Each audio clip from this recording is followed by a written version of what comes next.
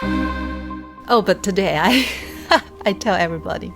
It's okay. No one listens to this podcast anyway. Welcome to Mosaic of China, a podcast about people who are making their mark in China. I'm your host, Oscar Fuchs. Today's episode is with the film director Elaine Huang. Our conversation starts off predictably. I ask her the kind of questions you would expect me to about her experiences as a film director, her background, her personal opinions about the film industry in China, And then the conversation evolves. This is one of those episodes where we go into very personal territory.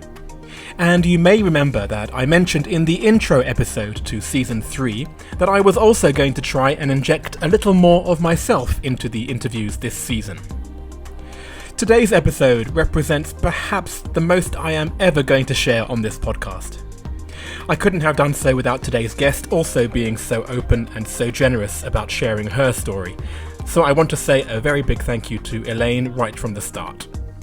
I should also say from the start that if you're listening right now in the middle of a painful part of your life, maybe skip this episode until you're in a more reflective space.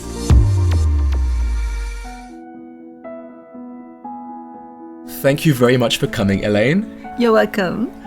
We're doing this recording in my house because the studio I'm using right now, someone in that building had been close to somebody who had COVID. Right. So they closed the whole building. I think it's already opening in a few days. Right. So it's a good example of how China is still managing COVID. If there is even a friend of a friend who came close to somebody, then whole buildings still get shut down.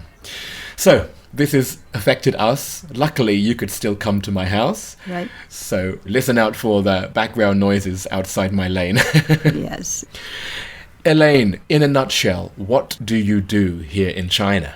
Right now, I would call myself a filmmaker. I'm working on a featured film, hopefully will happen next year.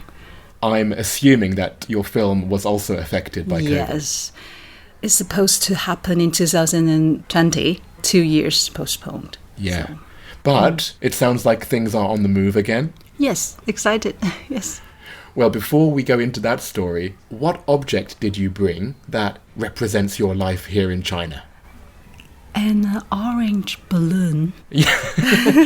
What is the meaning of that? Well, it's quite a improvisational thinking. My boy has been playing with it. You know, the balloon is very thin skin, and when you blow it big, it's quite risky. Sometimes in China, like the pressure, you're kind of like feeling something is wrong or like, what happened? But the balloon is beautiful and in different circumstances, it's lovely to have. So this can represent my life in China right now. And also it's an object my boy is playing. So it's my life also with this boy. Right. And like we are all like kindergarten children. You have to behave yourself, especially as filmmakers or artists. You feel so many restrictions. And you cannot do this, you cannot do that. And even smoke a cigarette in the scene.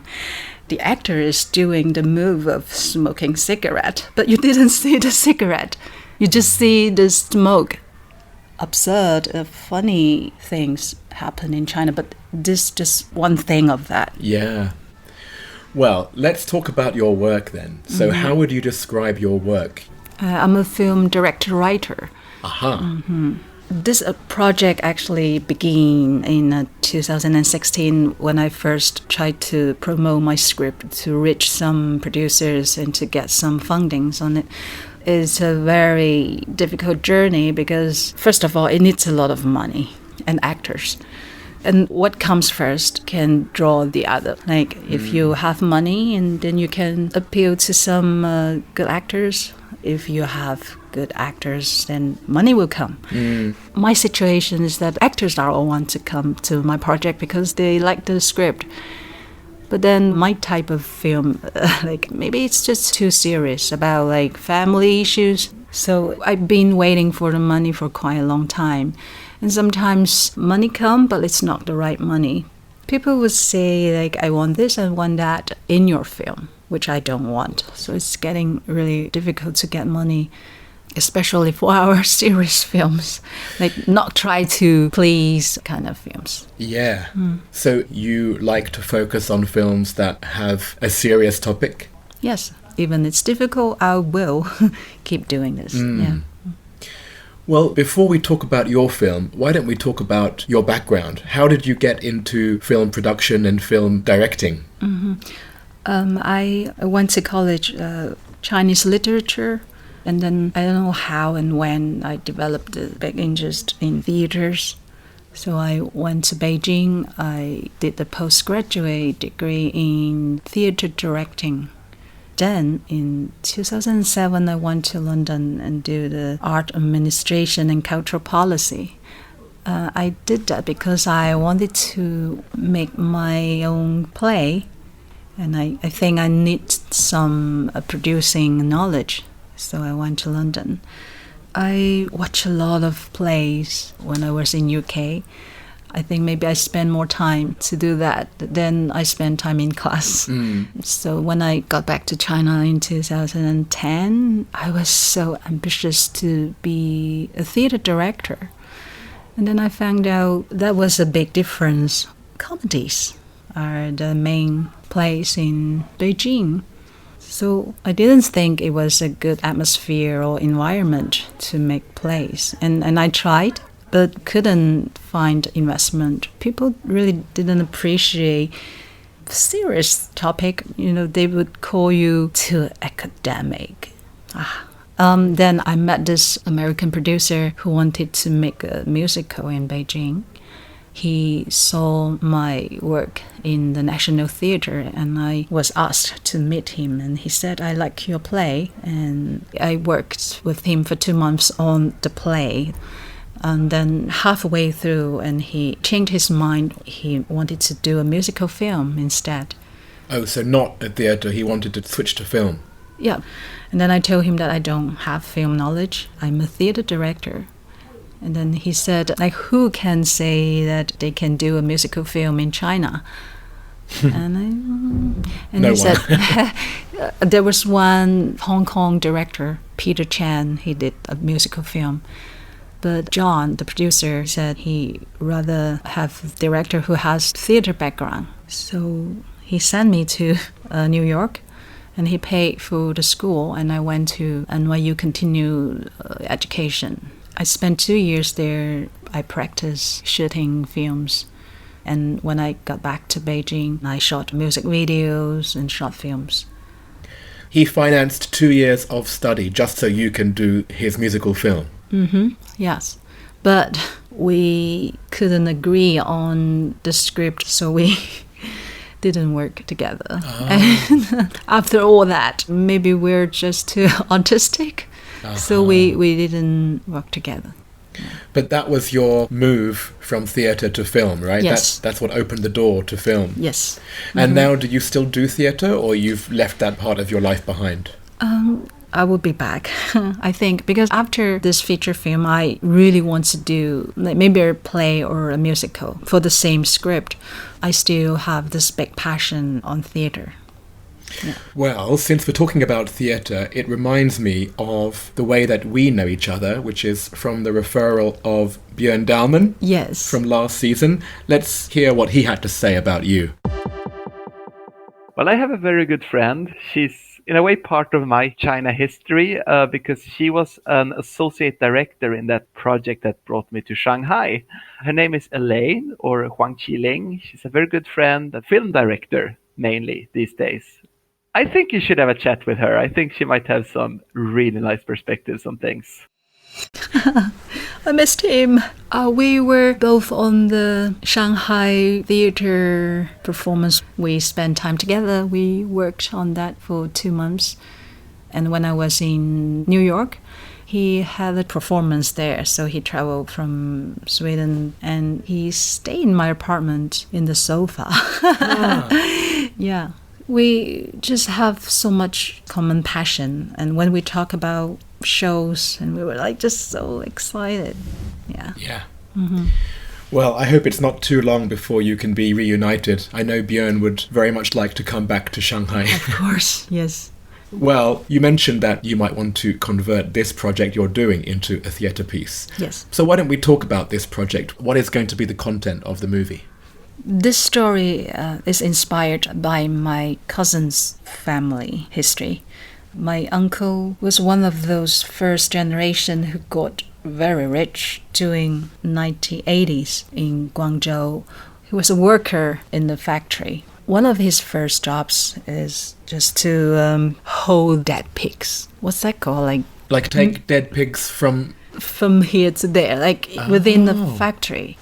And then those days we don't have enough electricity supply. Yeah. So he imports this kind of machine, the generators, from Hong Kong in hotels, hospitals, factories. Wow. So he was a big money guy. Men, when they become rich, they tend to have more options, right? And then he has double life. He has 2 families. Really? Yes. So then my cousin, she just tortured herself. She has this eating disorder. Oh, so, like anorexia? Yes. Because actually she found out when she's sick, her father will come back home. Oh, I see. So she actually forced herself to become sick. Right. I think she didn't realize that could be that serious. Even my aunt somehow allowed her to do that, to make sure the family is complete. And then my cousin almost died from that disease. She was in hospital and the doctors already told the family that she might be gone soon. She was just 25 kilograms. We all didn't know. And 30-something, we sat together and have a cup of coffee, and she told me this. At that time, my uncle was in a very serious situation. He almost died in 2013. My cousin didn't talk to him for over 10 years. The family was broken. But I know how much my uncle loved her. And I asked my cousin to visit him. Yes, my uncle has another family, has another daughter. But I don't want her to miss that chance to talk to him. She did. She had a little boy, and she told me that she saw my uncle in tears holding the little boy. And she feels like she can let go of the hatred just right before my uncle passed away. And in the funeral, I saw my cousin kneel down and just crying and kept saying, I'm sorry. That really moved me and made me decide to really have to make this into a film. And what is her opinion on your project? How much are you sharing with her? I share almost everything with her in different stage. I keep telling her, right now I have this as my candidate for my uncle, for your father. And I need to ask her almost like a permission. Do you like this actor to be your father? Even my aunt, she's very supportive. She would kind of joking, oh, the reality is more dramatic than the film. Because when I talk to many of my friends, especially girls, I heard so many similar stories between dad and daughter. Because my family also, my mom passed away when I was a child. So I kind of feel like if you have the chance, why don't you just talk to your parents or express your love? That's what I was thinking. But when I talked to them, one of them told me, imagine if your father would hold a knife to your mom because of just 200 kwai or something. How can you forgive this person? That's why I kind of rewrite my script several times, because all this information come to me, and I don't try to persuade anybody to forgive someone, but just to show them they might not see this kind of facts. In my script, I write about everybody has this kind of situation. Somehow we make a mistake. we lost the chance to correct it. But that doesn't mean that we don't care. Yes. Right now I talk about it, I still feel like I'm doing the right thing. Yeah. Yes. And this, to me, it sounds like a universal situation between sons, daughters, mothers and fathers. Do you think that there is a specific aspect to this which is more common in China? As we all know that in China, this kind of economic change all happens in this short time. And people are not prepared to adjust themselves to this ever-changing situation. I also tried to communicate with the audience in my script that the mom would keep saying that money, money, money, make better lives. That's their starting point. I don't think it's wrong. So that's why I think people will make mistake. Like, people can see this and take a step back. Yeah. I mean, I understand what you're saying. When people look at what's happened in China, they see how amazing it has been that people have gone from poverty to a healthy standard of living in just one generation, in half a generation. What your story says is it's not just about the money side, there has to be also the emotional side as well, right? Right. I can see why this is taking up a lot of your mental energy, because it's so personal, it's so close to you. It is. I put half of myself into this character. Oh, really? Of course. Their stories are similar. I mean, I also have a stepmom, not because my father had an affair, but my mother passed away when I was young. In the script, my cousin went to study abroad for 7-8 years, and when she went back, she had to let go of that trauma. That's the message of the story. So this actually, it's half of my That's own, your life.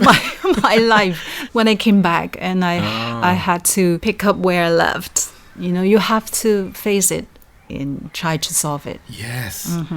You know, that's the part that I relate to the most, because when you said that your mother died when you were young, actually that's the same with my story. Right. My mother died when I was 11 years old. And I don't know if you are comfortable to talk about this, because in China it's never easy talking about death, right? It is not. Right?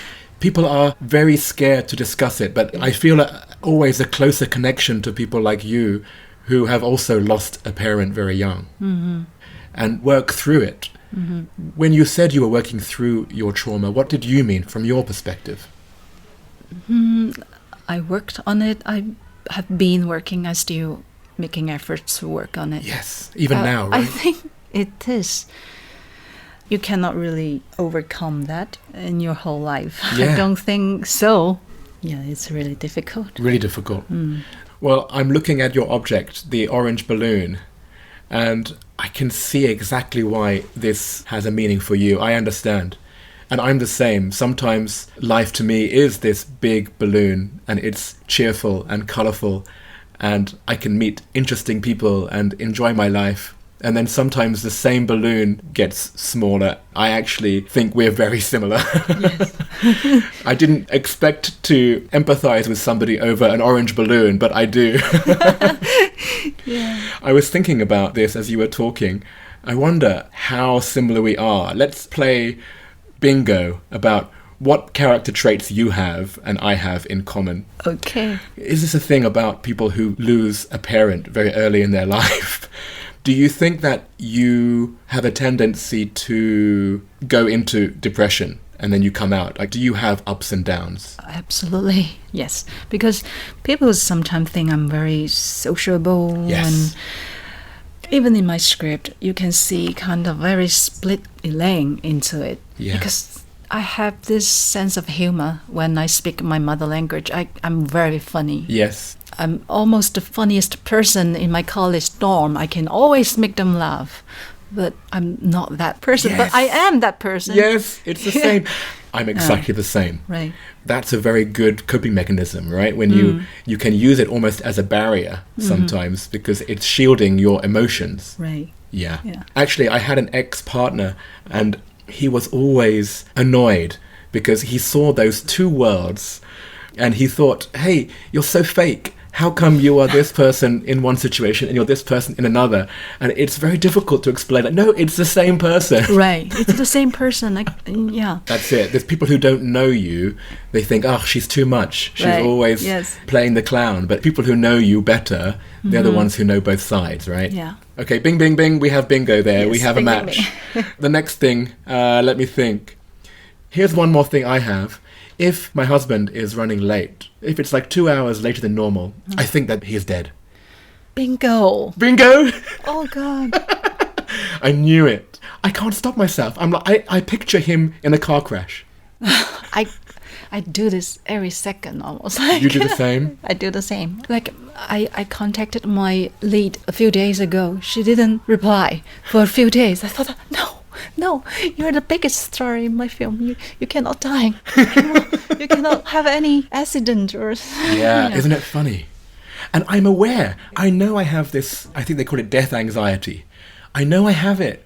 And yet I can't stop from thinking it. Wow. I wonder how many people have this. I just have this big fear of my loved ones died. Like, every day. That's why I'm making a documentary of this Swedish undertaker who worked in China. Oh.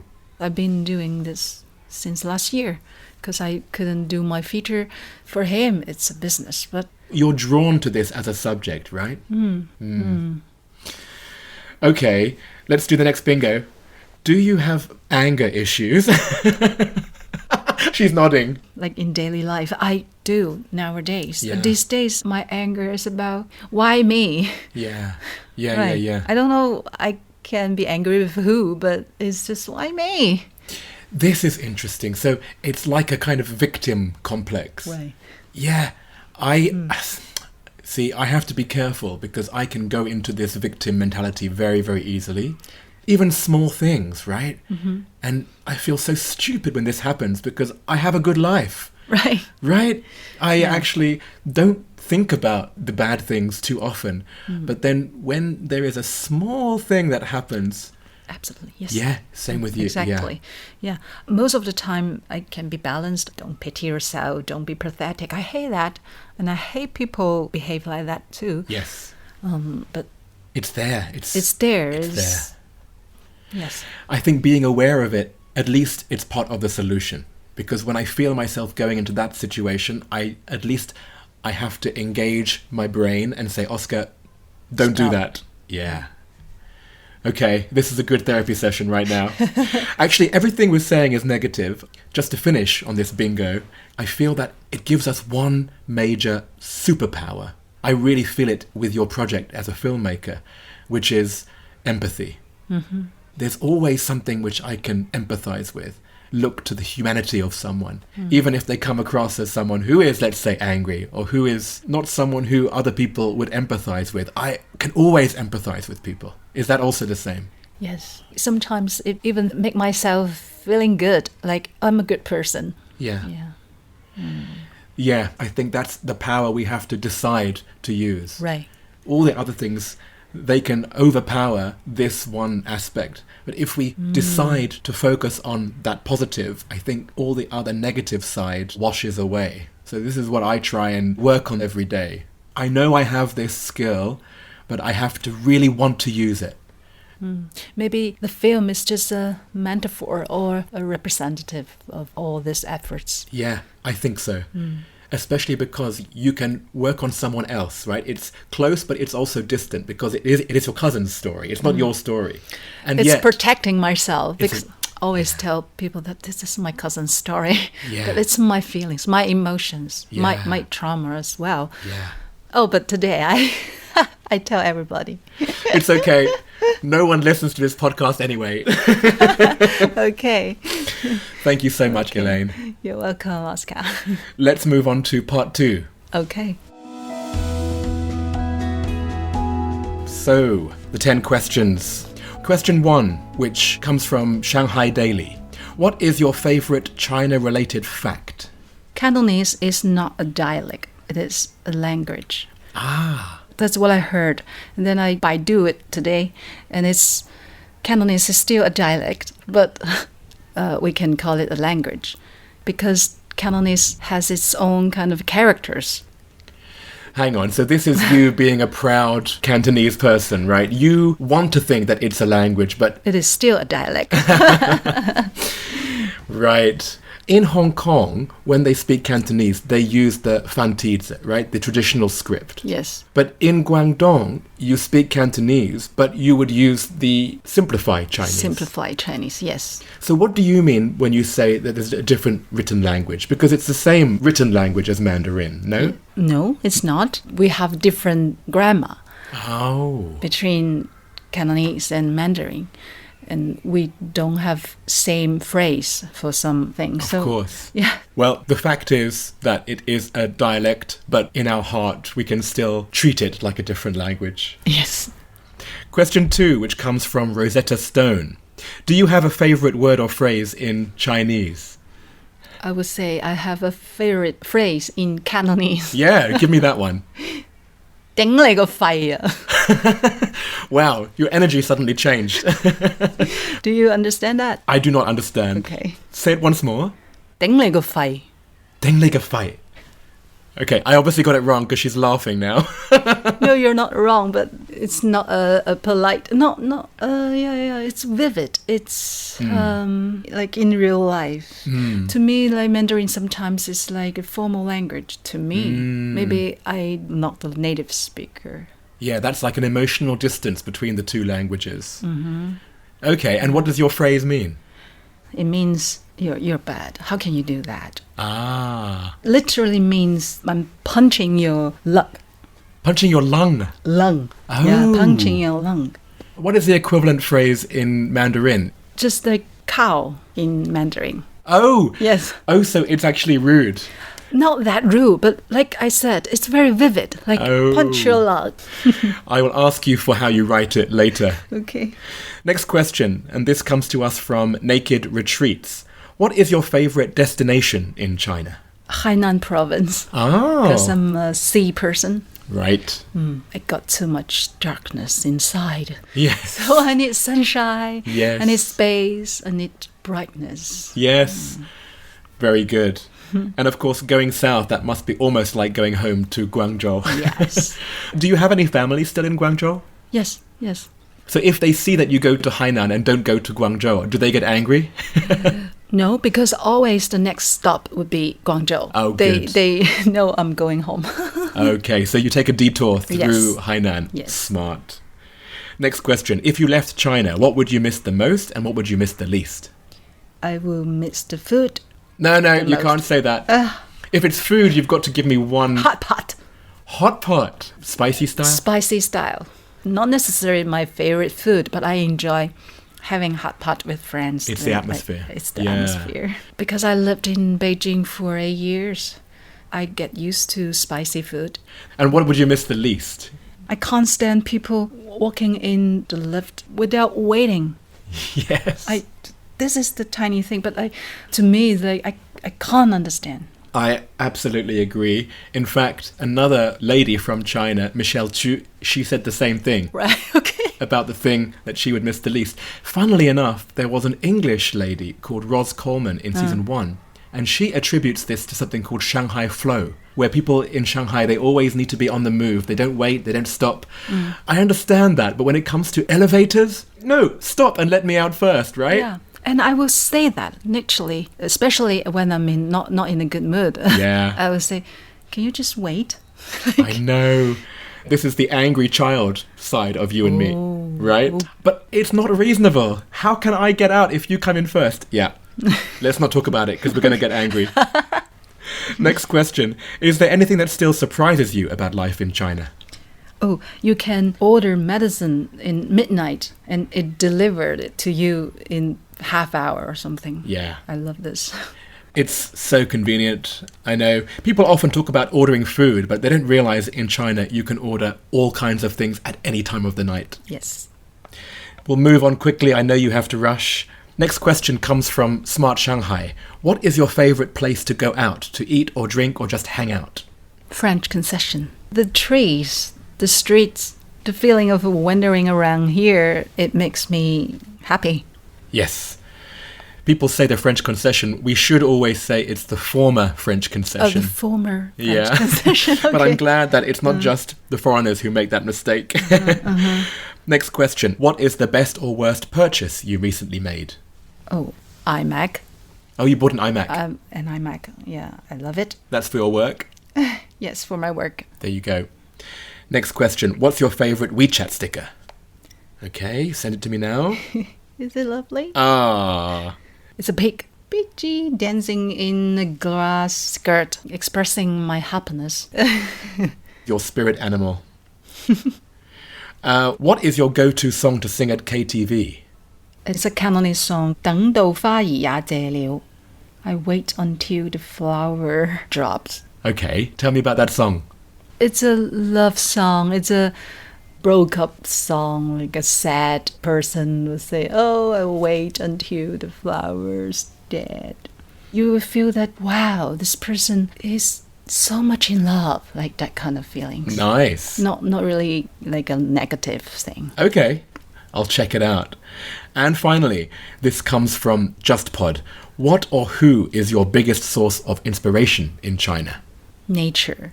I enjoy walking under the trees, even just seeing the leaves shining.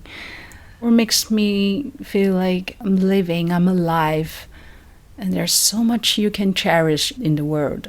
Beautiful. Yeah. What a nice way to end our discussion. Thank you so much, Elaine. Thank you. Thank you very much for the invitation.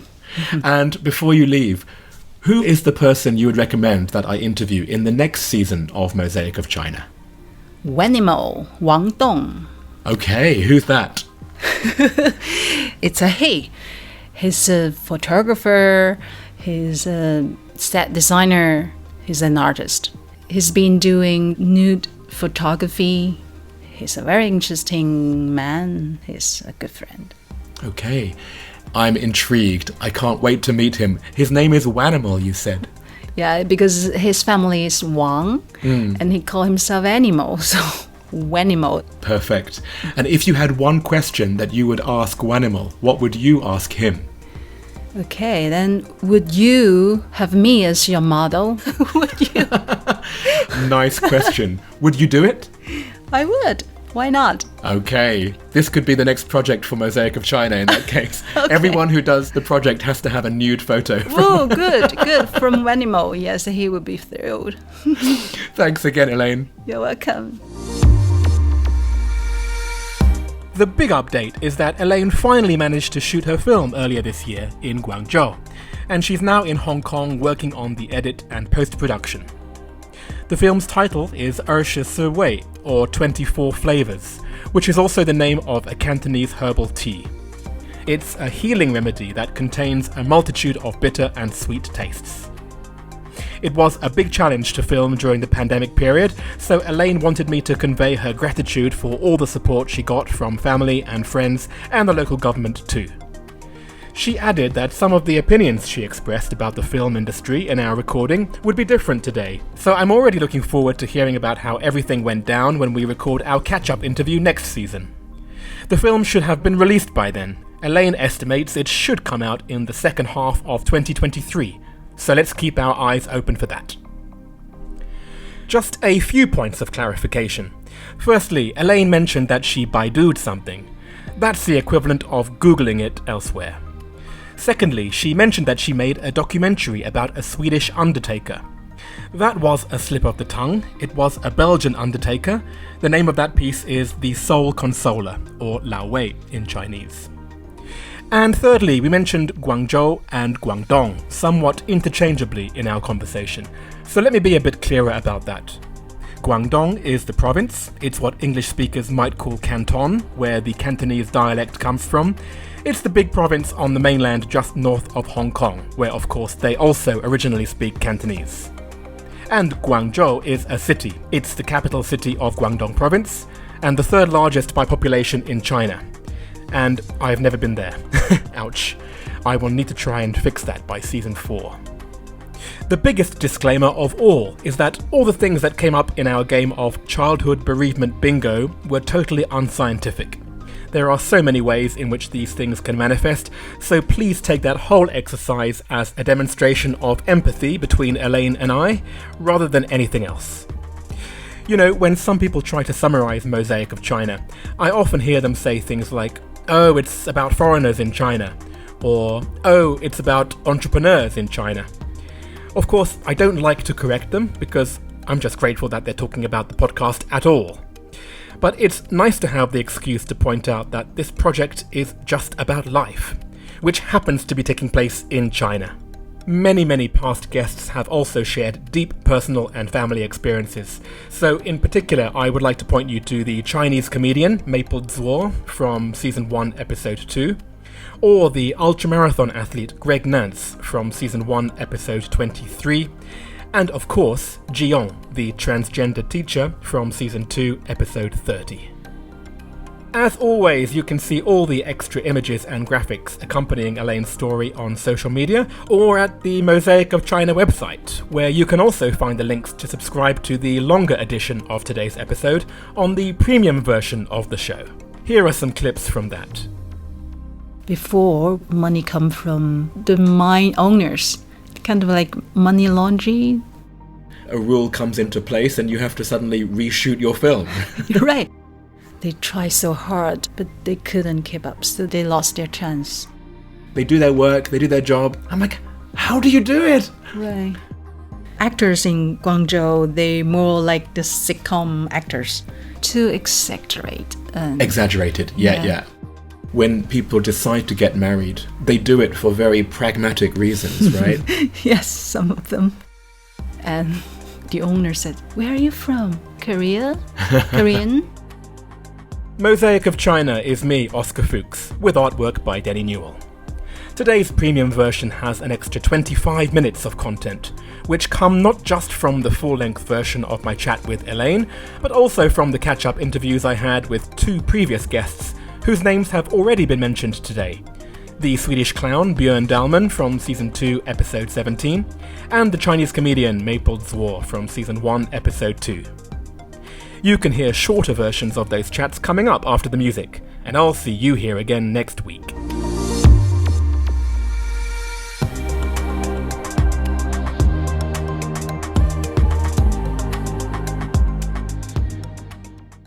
Hey Björn, how are you?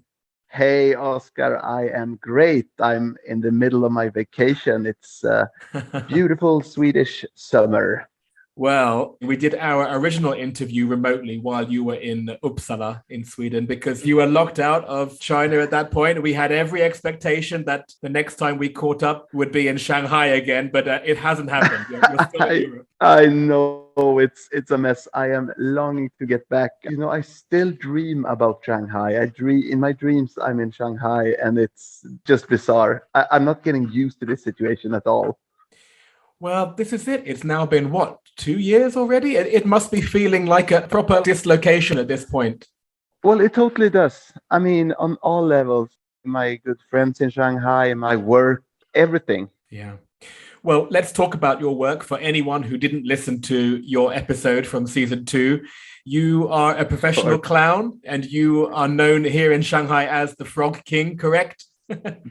That is correct, yes. So what are you doing now? Are you still making a living as a clown full-time, or are you broadening your work across other theatrical projects?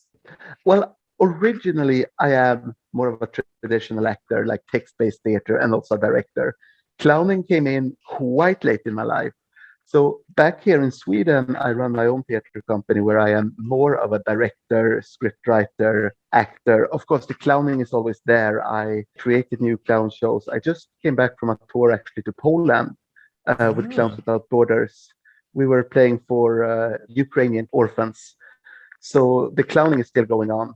Well, that's good, because in my mind, I was imagining that the poor Frog King was just a red nose on the floor, like discarded in the corner, but no. No. The clowning it's developing. Things are happening. Absolutely. Is there an idea that you might be able to remotely connect with your network back here? Actually, it happened. I did a few online shows in China during the pandemic, and it worked quite well. It was a very strange experience. Me and sometimes a colleague, alone in a room performing for a camera phone for 20 minutes. And we were like, it felt like we performed for 2 hours. We were so exhausted because you don't get the feedback. Yes. But it's been very interesting in China because we are working a lot with this concept, training of trainers. And in China, there were just no interest in that. So that is one of the big things I need to crack, teach teachers how to be playful, how to play. We will get there, but I think it's a long-term ambition. Yeah. Well, this is where you're needed to come and be that physical embodiment of that whole philosophy. And it is a philosophy. I still remember how you are trying to allow people to embrace their mistakes. And of course, that's the big cultural piece that is quite hard to engage with here in China. It's something which I often think about just in my day-to-day here. So maybe I am trying to be that clown on your behalf. I'm making a lot of mistakes all the time. Please. I am so proud of you. That's interesting because we talk a lot about this, that, in China, you're not allowed to lose face. I mean, you're not allowed to lose face anywhere in the world. Right. In China, you talk about it in a very special way. It is a part of the culture to a much higher extent, but it's not unique for China. I agree. And this is always the line that you have to tread on either side. It's yin and yang. It is.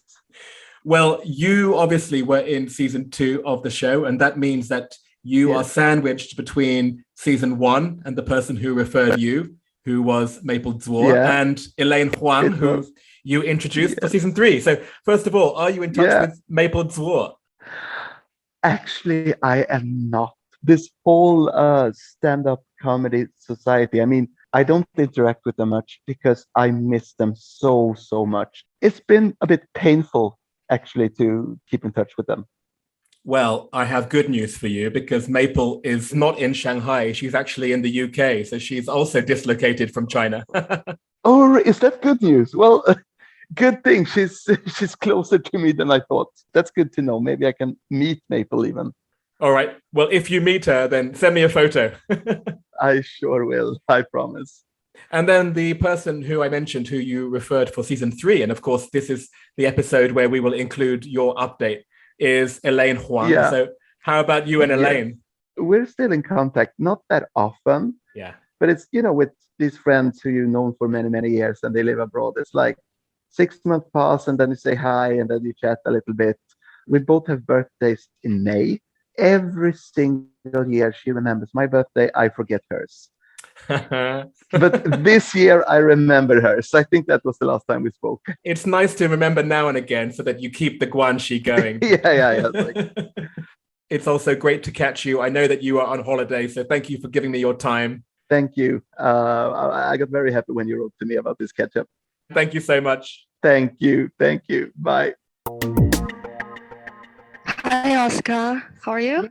I'm well, and it's great to see your face. Because last time we saw each other, you were in my apartment, and I think you had a flight booked to the UK maybe 2 or 3 days after that conversation. Yeah, exactly. So now it's been 18 months. I'm guessing you're still in the UK, right? Yeah, I am in the UK. Do you think I look slim? Yeah, actually. Is that because you hate the food so much? Because there's nothing to eat. This is the problem. This is why I've gained weight, because I've got a taste for Chinese food and it does have an effect on your body, right? Exactly. Here, it's just bread and salad. There's no oil. Well, what is your situation then? Where are you right now? I'm in London right now. I'm just having a day off today. A day off from what? So what is your everyday life these days? So right now, I graduated from university. So after that, I'm just working in the, FE sector, like further education sector. Oh, right. Yeah. Well, congratulations on finishing the master's. And for everyone who maybe didn't hear our original episode, you were doing comedy when you were in China, but that was your night job. Your day job was always in education, right? Yeah. Back in Shanghai, I had a drama school. All my career experience is all teaching, teacher training or in education sector. I think for me, I want to just first get my job sorted and then I'll pick up my hobby. I haven't done a gig yet, but I was watching comedy open mics. So I kind of observing what their material is like, because the joke are so different, because I realized all the China joke doesn't work. So I'm just writing materials. I booked one open mic, but there are 3-month waiting list. Oh, so God. Yeah, so I will be going for a try and then see what it looks like. And the thing is, whenever you create an art piece, it takes time to create. I have like around an hour material, but to build that an hour, I probably prepared for 3 years. Yes. And when I coming over here, I realized, oh, I don't even understand these people. Like if I don't understand the culture, don't understand people, how can I go on there to make them laugh? I need to know more. I don't want to just put myself there. Because when you put yourself out there, people say, oh, you're good. Let me book you another gig. Let me book you another one. There will be more, but then you don't have anything to say. You don't have more material. Right. I don't want to like show my face for the sake of it. Yeah. I want to be a content writer. Yes. Especially joke. It takes time. Yeah. Look, as far as you leaving China when you did, I think it was the right time, especially when it comes to comedy, because there were two things that happened. I think stand-up comedy, it did grow in terms of Chinese language stand-up comedy in China, but for the English language comedy, it's been more and more marginalized. I think audiences are getting smaller and smaller. The Chinese comedy, they're not going really well as well, because at the beginning they have like different organizations doing it, but then later on it become a business. So like a big one buying the small ones. Right. And then whenever it becomes a business, people using that as a quickest way to get famous. A lot of the young Chinese comedian, they've just got like 1 or 2 good jokes, and then they may be presentable. They got selected to the company. A company will sign up maybe 100 comedians, but then they won't cultivate you because they won't make jokes for you. You have to write yourself. If you can stand out, that's great. But if you can't, we're not helping you. Whenever you sign for the company, it's a 10 years contract. Oh, wow. So for 10 years, rarely 1 or 2 will stand out. It's like a pyramid, right? 1 or 2 will stand out. The rest of it, if you want to do a gig outside, no, you can't, because you have to follow the company's policy. So if you're going to get out, you have to pay the money. So a lot of the company actually making money because people cancel the contract. They're making money in that way as well. And the people who are actually stand out, you realize, oh, they're not funny anymore, or they don't do comedy anymore. They went to a live TV show or reality TV show. Why they do that? Because as I said, those material take years to build. You put on TV, people are expecting more, but you don't have more. But you're already famous. So they kind of just like do random things and not funny. They just all lost it, I feel. Really interesting. Because I have a lot of friends who are doing comedy. So we keep constantly like checking to each other. When you are up, you never know you're up. Like I realized right now, looking back, I was like, oh my God, that was my peak. You were touring across like Thailand and Singapore, and it was, I mean, if you had just gone up, I think your comedy would have become more and more constrained. You would rather suffer. You need to suffer. You need to suffer, man. Yeah. Well, Maple, I remember that you referred Björn for season 2. And now this update is going to be at the end of season 3 with the lady who Björn referred, which was actually a lady called Elaine Huang. She is a film director. Do you know Elaine? No. But now you are connected. This is how the Mosaic is going to work. I feel like, so nice talking to you, because I remember when I first met you in the coffee shop, you just had this idea. You haven't even started. I remember that coffee. Whenever I walk past that place on Fuxinglu, I think it was. Whenever I'm in that area, I think about you, Maple. Oh, that's nice. That's really nice. Well, you must catch up with Björn, because Björn is currently in Sweden. He's also stuck outside of China. And I don't think he even realized that you were in the UK. So at some point, you guys have got to meet up. I'll talk to him. Yeah, you should, because since you're both part of the Mosaic, let me be the thing that keeps you together. Oh, that's so nice. You're the connector of everything. There you go. I wish you good luck in everything that you do, Maple. Oh, thank you. And your accent has changed. You've got a little bit more English since I last spoke with you. Did I? A few words. I can't remember which ones they were now, but they jumped out like, oh, she's picked up some English there. I try not to. Yeah, I'm not sure it's a good thing. If you're coming back, I'm still here. We would definitely catch up. I will let you know. Thank you, Maple. Stay in touch. Thank you, Oscar. Bye-bye.